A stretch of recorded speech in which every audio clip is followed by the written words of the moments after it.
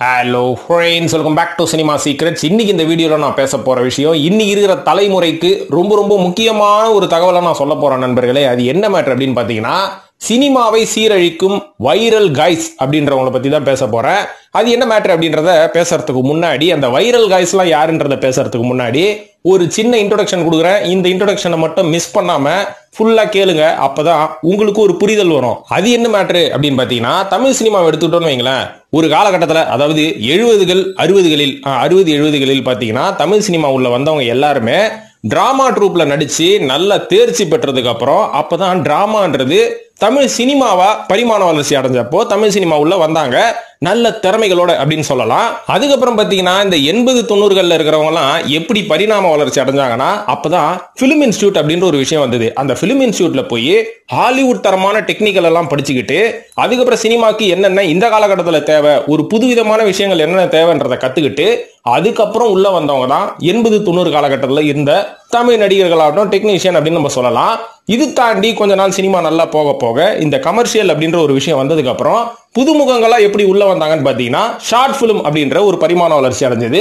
இந்த ஷார்ட் பிலிம்ல கஷ்டப்பட்டு நடிச்சு இயக்கி சொந்த காசை போட்டு சின்ன சின்ன படங்களை எடுத்து அவங்களோட திறமைகளை நாளைய இயக்குனர் அப்படின்ற ஒரு நிகழ்ச்சி மூலயமா காமிச்சு, அது மூலயமா சின்ன சின்ன ப்ரொடியூசர்ஸ் எல்லாம் உள்ள ஒரு பெரிய டிரான்சிஷனே நடந்தது தமிழ் சினிமாவுல. நிறைய புதுமுகங்கள் இந்த ஷார்ட் பிலிம் மூலயமா உள்ள வந்தாங்க. அவங்களும் திறமைக்கு குறைச்சலானவங்க கிடையாது, நல்ல திறமைசாலிங்க தான். சரி, ஓகே, இப்போ எப்படி நடக்குது அப்படின்னு பாத்தீங்கன்னா, இந்த ஷார்ட் பிலிம்க்கு அடுத்தபடியா தமிழ் சினிமா பரிமாண வளர்ச்சி அடைஞ்சது யூடியூப் மூலமாக அப்படின்னு சொல்லலாம். ஏன்னா யூடியூப்லயும் பாத்தீங்கன்னா கண்டென்ட் கிரியேட் பண்றது அவ்வளவு ஈஸி இல்ல நண்பர்களே. இன்னைக்கு யூடியூப்ல பரிதாபங்கள் போன்ற கோபி சுதாகர் இவங்கெல்லாம் கண்டென்ட்ல ரொம்ப ஸ்ட்ராங்கா இருக்கிறாங்க.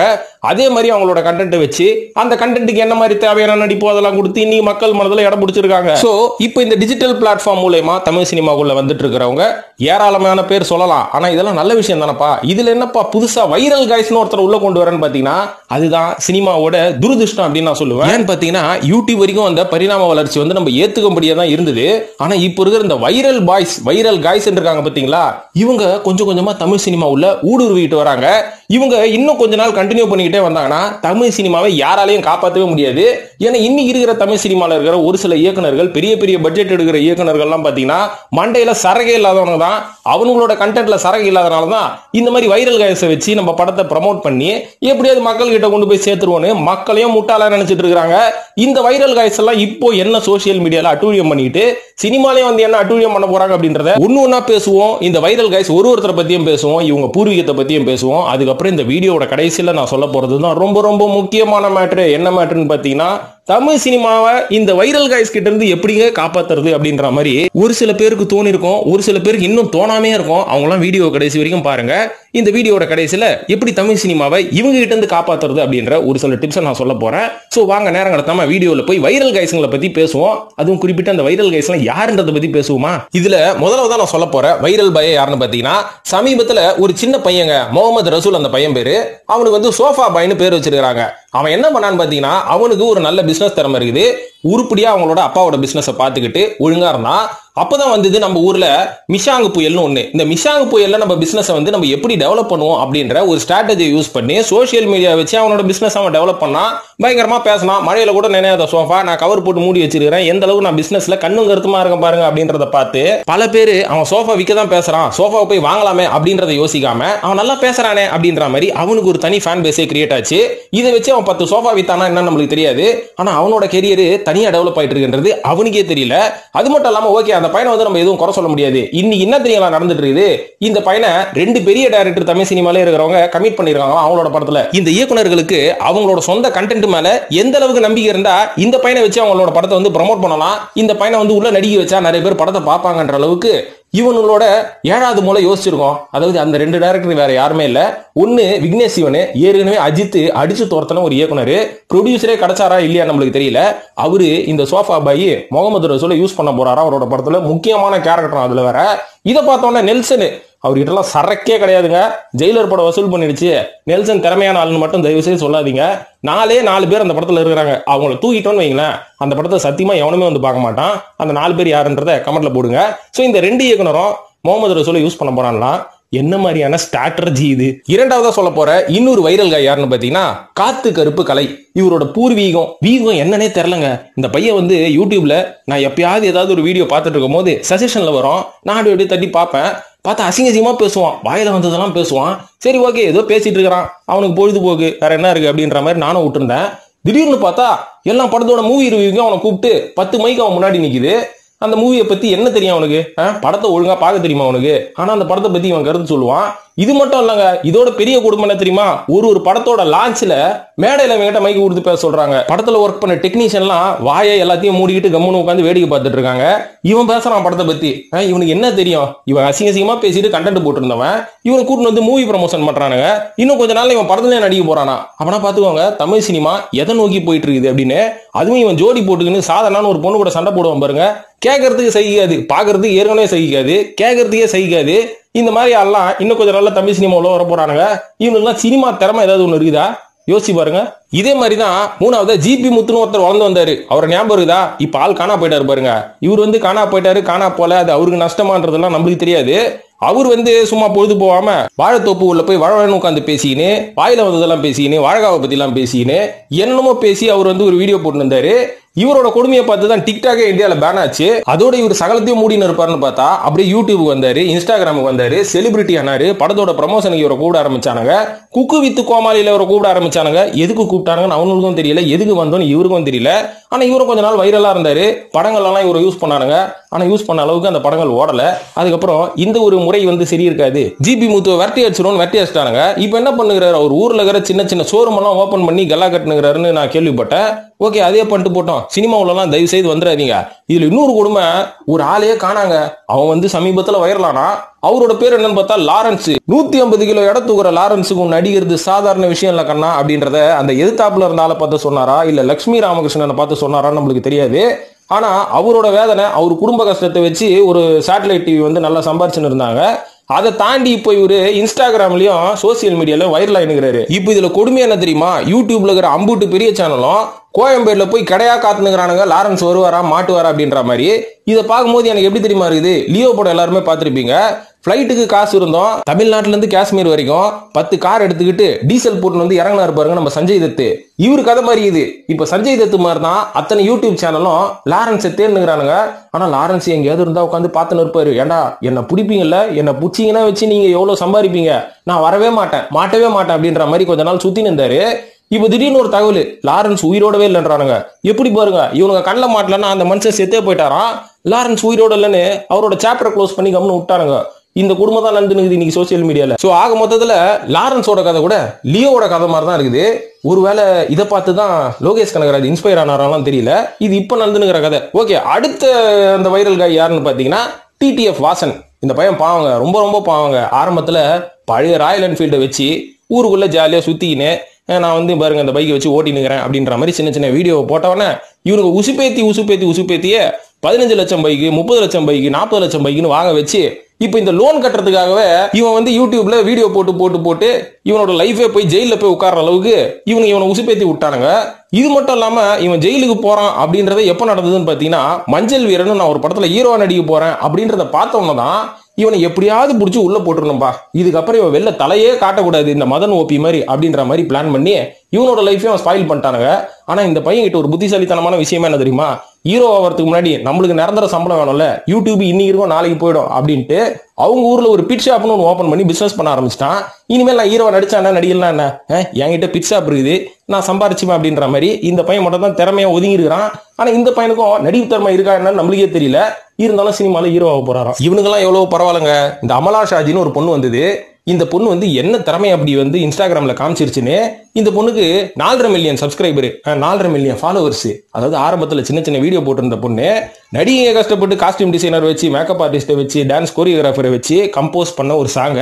இந்த அம்மா போய் பக்கத்துல இருக்கிற பஜார்ல போய் ட்ரெஸ் வாங்கி வந்துட்டு அதே பாட்டை போட்டு டான்ஸ் ஆடி 4.5 மில்லியன் சப்ஸ்கிரைபர். இந்த பாட்டுல உண்மையாவே ஒரிஜினலா ஆனா அந்த நடிகை கூட அவ்வளவு ஃபாலோவர்ஸ் இருக்க மாட்டாங்க, இந்த அம்மாக்கு அவ்வளவு ஃபாலோவர்ஸ்.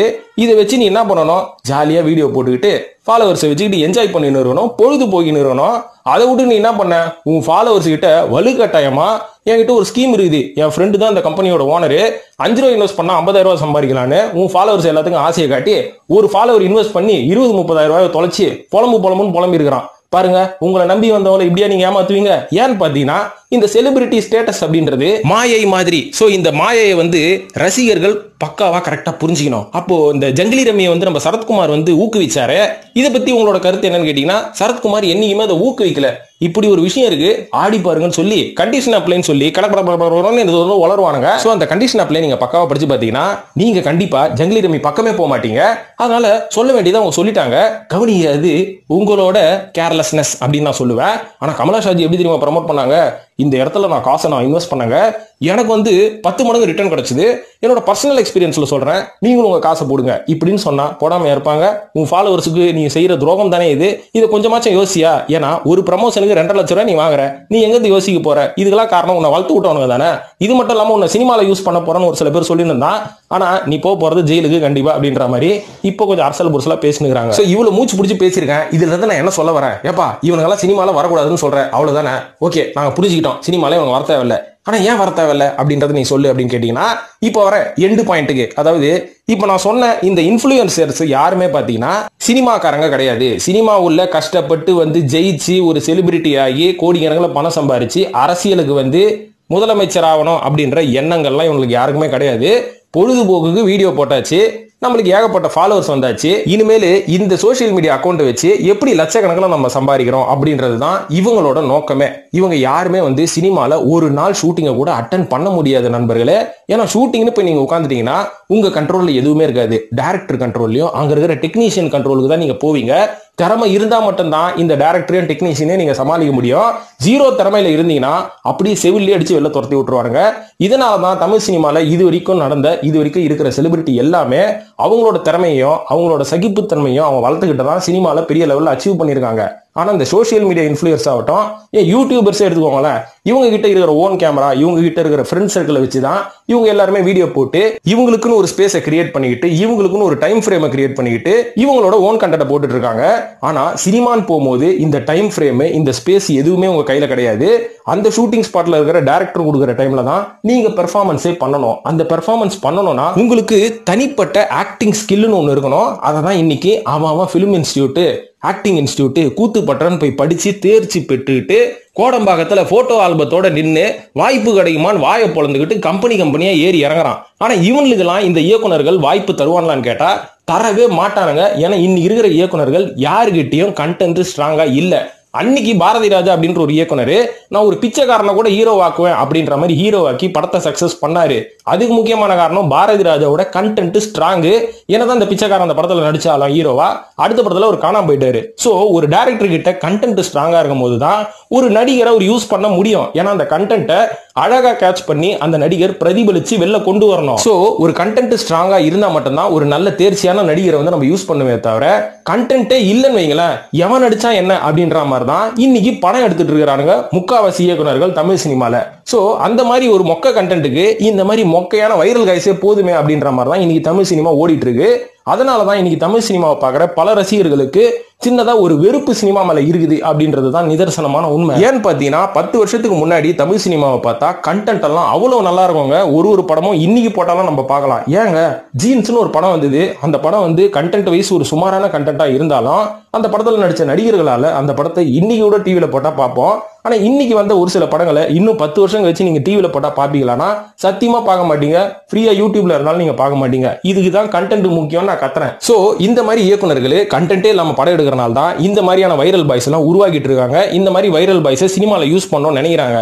ஆனா இந்த வைரல் காய்ஸோட ஐடியா என்ன தெரியுங்களா? சினிமால எல்லாம் எங்களை கூப்பிடாதீங்க, வந்தாலும் நாங்க நடிக்க மாட்டோம், சும்மா வேணா பேருக்கு நடிச்சுட்டு போறோம், காசை கொடுங்க, அதுக்கு பதிலாக எங்ககிட்ட சோசியல் மீடியா அக்கௌண்ட் இருக்கு, அதுலயே நாங்க பயங்கரமா கல்லா கட்டுறோம்னு சொல்லி அவனுங்க அங்க தனியா சம்பாரிச்சுட்டு இருக்காங்க. அதனால நான் என்ன சொல்றேன்னா, இன்னைக்கு தமிழ் சினிமால புதுசா வர இயக்குனர்களாகட்டும், ஏற்கனவே இருக்கிற இயக்குனர்களாகட்டும், இவன்ல வச்சு உங்க படத்தை ப்ரமோட் பண்ணணும், இந்த வைரல் கைஸை வச்சு சோசியல் இன்ஃப்ளூயர்ஸை வச்சு நீங்க உங்க படத்தை வந்து ப்ரமோட் பண்ணணும்னு நினைச்சீங்கன்னா இதை விட ஒரு பெரிய முட்டாள்தனம் எதுவுமே இல்லை. அதுக்கு பதிலாக கண்டென்ட்ல கான்சென்ட்ரேட் பண்ணுங்க, நடிப்பு திறமை இருக்கிறவங்களுக்கு வாய்ப்பு கொடுங்க. இவன்ல மாதிரி சோசியல் மீடியா ஃபாலோவர்ஸ் நிறைய பேர் இருக்கிறாங்கன்னு சொல்லி இவன்ல மாதிரி ஆளுங்கெல்லாம் தமிழ் சினிமாவில் கொண்டு வந்தா இன்னும் கொஞ்ச நாள்ல தமிழ் சினிமா காணா போனதுக்கு அப்புறம் எல்லாருமே மலையாள படங்களை இப்பவே அதிகமா பார்க்க ஆரம்பிச்சிட்டாங்க. கன்னட படம் கூட ஒரு காலத்துல நம்ம கிண்டல் பண்ணோம், இன்னைக்கு அவங்களே அவங்களே வந்து பெரிய லெவல்ல பூம் ஆயிட்டு இருக்காங்க. அப்படி எப்படி நம்ம தமிழ் ஆடியன்ஸோட கான்சென்ட்ரேஷன் எல்லாம் வேற இண்டஸ்ட்ரியில மாறுமே தவிர தமிழ் சினிமாவை ஊத்தி மூடிட வேண்டியதுதான். இதை சொல்லிக்கிட்டு இந்த வீடியோ முடிச்சுக்கிறேன் நண்பர்களே. இது மட்டும் இல்லாம வேற என்னென்ன வைரல் பாய்ஸ் எல்லாம் இங்க அட்டூழியம் பண்ணுகிறாங்கன்றத கமெண்ட்ல போடுங்க. அவங்கள பத்தி நம்ம அடுத்த வீடியோல பேசுவோம். சோ இந்த வீடியோ பார்த்ததுக்கு நன்றி.